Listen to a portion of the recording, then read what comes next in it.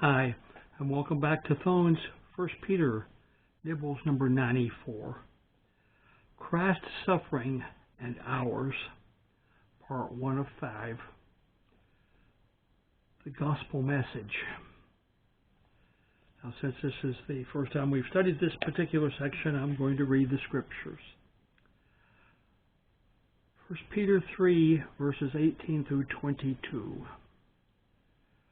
For Christ also hath once suffered for sins, the just for the unjust, that he might bring us to God, being put to death in the flesh, but quickened by the Spirit.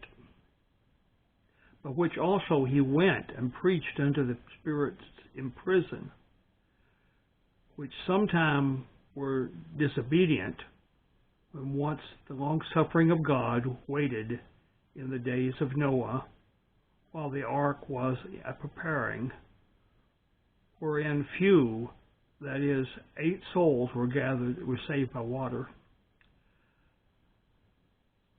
The like figure whereupon even baptism doth also now save us, not the putting away of the filth of the flesh, but the answer of a good conscience towards God by the resurrection of Jesus Christ, who is gone into heaven and is on the right hand of God, angels and authorities and powers being made subject unto him. So the subject today, we're going to talk about how our suffering follows Christ's suffering. So why is this in the Bible? It's showing our responsibility.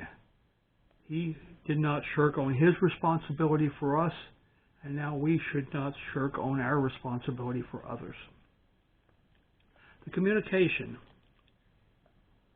We are to represent the Lord on earth. Period. That's our job now that we're saved people. The application to me. Here in verse 18, we see the succinct summary of the gospel message. Number 1, Jesus suffered and died. Number 2, he rose again. And number 3, his resurrection provided a path for us to get to God. Now, the ancient commentary of Josephus connects this with our witnessing life. He said, the righteous person suffers for the salvation of others, just as Christ did. This is why Peter mentions our Lord's example, since Christ did not die for his own sins, but for ours. This is the point he makes by adding, the righteous for the unrighteous. Whereas the prophet long ago foretold Jesus did not sin at all. Furthermore, in order to emphasize the effectiveness and completeness of Christ's sacrifice, Peter adds the key word once. So great was the Lord's passion that however often human beings may sin, that one act of suffering is sufficient to take away all our transgressions. And this came from his commentary on 1 Peter.